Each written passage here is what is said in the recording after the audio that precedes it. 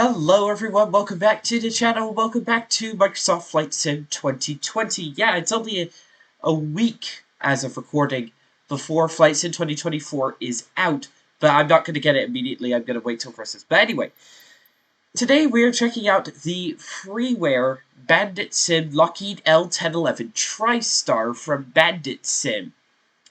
This is a product that actually flew under most people's radars when it came out almost a year ago, and I'm glad it flew under people's radars because it's not exactly a good product, but we'll get to that later. In fact, I don't think it was even ready for release. So yeah, here's the livery page in Flight Sim 20. So normally you only get this like default Lockheed Martin house livery. But there's also a livery package on flightsim.to that you can download that also has Cathay Pacific, Delta, Eastern, PSA. Not sure what that one is. If you know what PSA is, then please let me know in the comments. Saudia and Transworld Airlines. So yeah. Oh, one reason I did want to make this video is because Builds announced that they are making a Lockheed TriStar of their own, and are going to release it for Flight Sim 24 next year. But yeah, enough waffle, let's get in and actually fly this plane. Okay, welcome to Builds' Freeware Milwaukee Mitchell Airport, and I must also apologize for how my voice sounds because I have been struggling to get over an autumn cold, so if I cough or sound a bit strange, then you know what it is. You know what to blame anyway. So yeah, here is the L-1011 TriStar in all its glory. I've loaded up the absolutely glorious old Delta Retro livery, which they shouldn't have scrapped, honestly. Like, this looks awesome. Yeah, you can... So, right from the get-go, modeling doesn't really hold up on close inspection, but like you can tell it's like pretty, like, especially like the the window frame is like pretty stumbling over my own words here. Pretty poor quality. The the landing gear has basically no detail whatsoever. I do appreciate, though... Oh gosh, I'm in a jetway. Oh.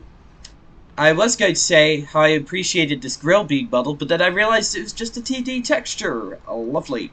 So... Yeah, modeling is... Oh. Oh-ho! What? Wait, is that an illusion? Is that an illusion or not? Or am I just going crazy? But it looks to me like they didn't make these two parts of the aircraft up properly, but I think that's just an optical illusion.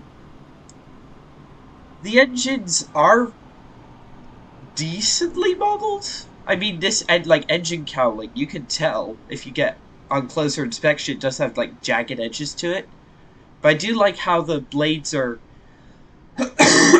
excuse me, are rotating nicely. There's also like a decent bit of weathering behind it. Yeah, so does look pretty good. Oh my gosh. Yeah, as you can see, there is a lack of a cabin, and you can see through to that lack of a cabin from the back of the engine. This is not being fixed in what, like the year that this aircraft has been out. This is ridiculous. And now we come to like the biggest off-putter of all. The central engine is not modeled whatsoever. I mean, it still does the things you want it to, but it's just not there. Like, come on, guys, how could you have released the aircraft in this state? But anyway, let's go into the cockpit and see if the story gets any better there. Answer: no, it doesn't. because this is the cockpit of the TriStar, and this is what TriStar cockpit should actually look like. In other words, these two are nothing alike. For one thing, the coloring is very off. The modeling is, dare I say it, worse than the offerings we've had from Breadhawk, which is pretty hilarious.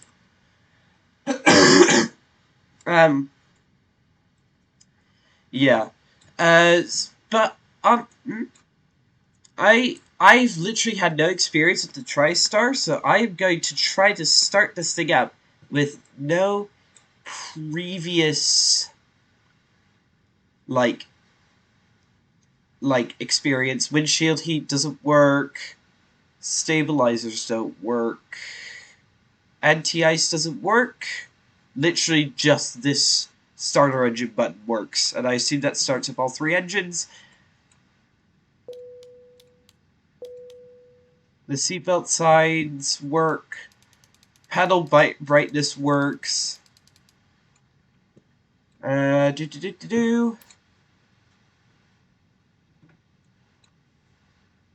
These buttons haven't even been modeled yet.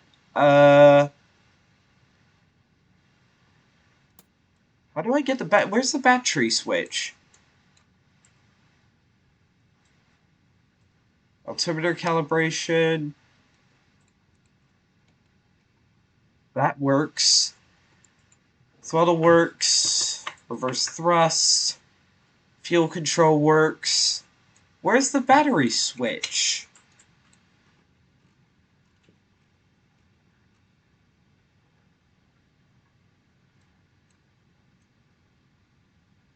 Oh. Oh well. Can I press this button?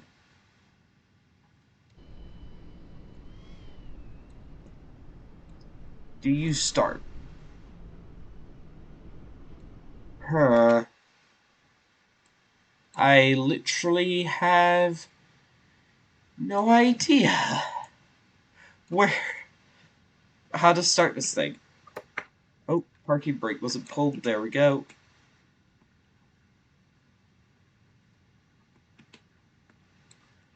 Alright, let's just use the good old Control E and listen to the startup sounds.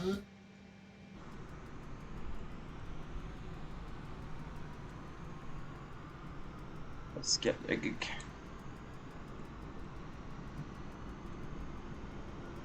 I cannot say if these, sounds are, authentic or not, because I've never heard a TriStar.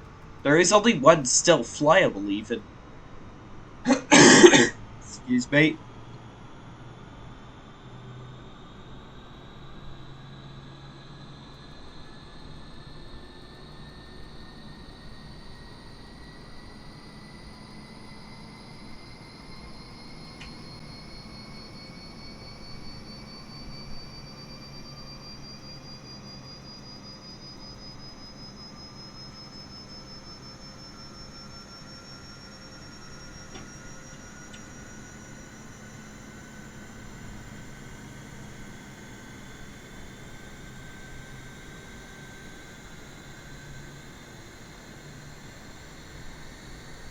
Alright. Okay, so there's the engine startup sounds. I think what I'll now do is... Is anything on this pedal active? Oh! Stupid chump that I am. I completely forgot about this pedal at the back, so... I think, the startup sequence is, fully simulated, which is pretty cool. I'm so used to, modern twin jets and quad jets, like the A380 and the 777, that I completely forgot that old airliners like this used to have a third pedal. Stupid of me. Anyway, let's go take this thing out for a short flight around Milwaukee.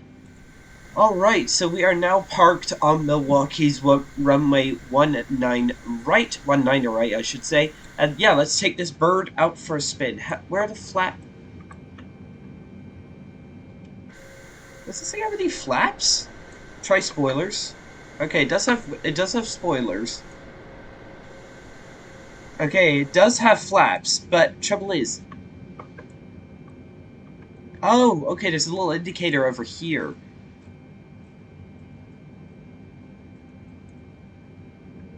Okay, notch 10, there we go. Let's wait for them to... Okay, we've got flaps extended. Lovely. Alright, so let's release the parking brake and give it some beans.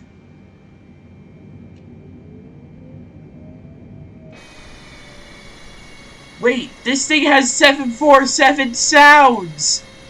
I'd recognize those anywhere. Those are the sounds off of the Asobo 747 that's included with the base game. That's hilarious. Alright, let's try to get this thing airborne anyway. I thought those sounds sounded familiar.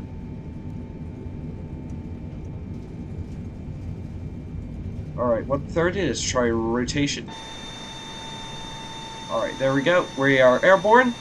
Positive rate of climb. Gear is coming up.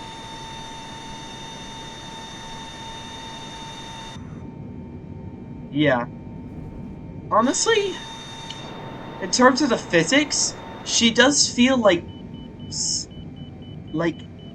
decently heavy in terms of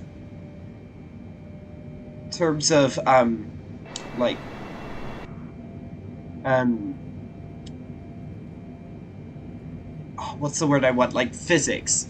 Like it feels like decently heavy to turn and pitch. Excuse me. Oh gosh, there's fog.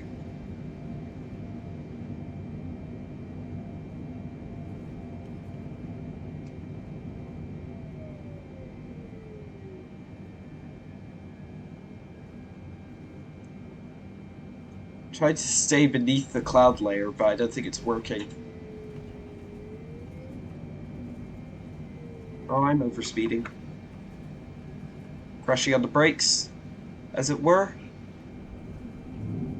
Oh no. Let's come in for a landing, just to see how she feels.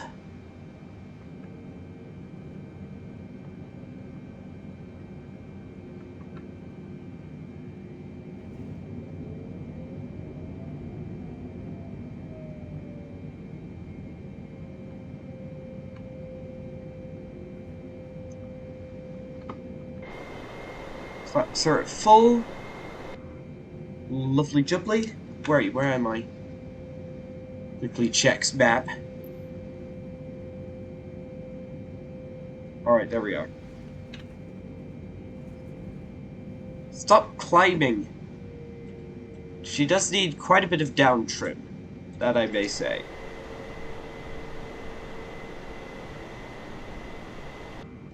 The Lockheed TriStar, though, was one of the first airliners ever fitted with a viable auto-land system, like a system that actually works in terms of auto-landing, which is pretty cool. There's the Milwaukee city center off the nose.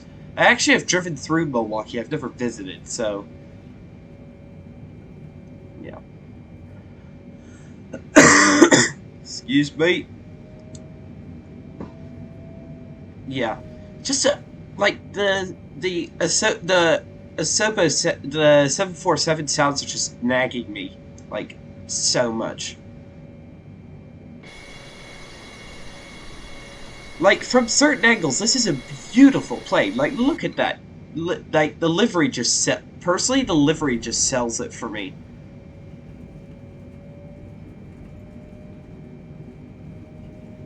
Right. I think this is a bit of an abrupt turn, but okay, there's the runway.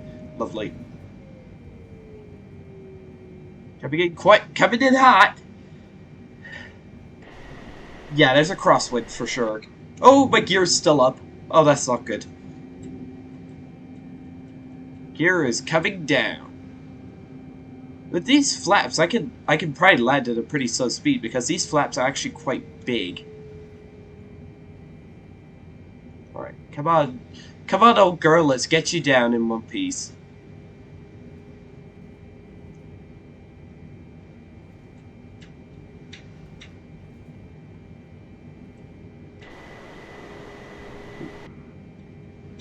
right of center line. Oh, bit of a hard landing, but I'll take it. Reverse thrust.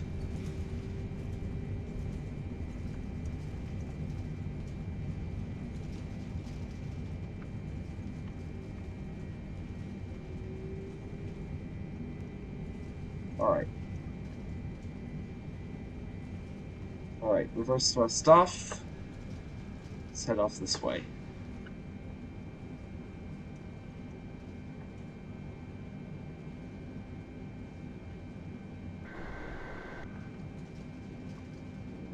Flaps coming up.